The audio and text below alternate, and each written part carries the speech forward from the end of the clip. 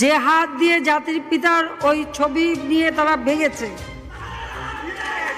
তাদের যা উপযুক্ত করা উচিত সেটা করতে হবে।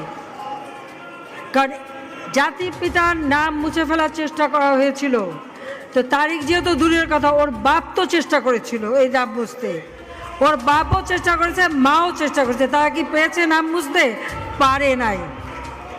আমি জানি না আমাদের হাই কমিশনার এখন কারা বসেছিল এবং তারা সেখানে কিছুই করতে পারলো না কেন, সেটাও বড় প্রশ্ন।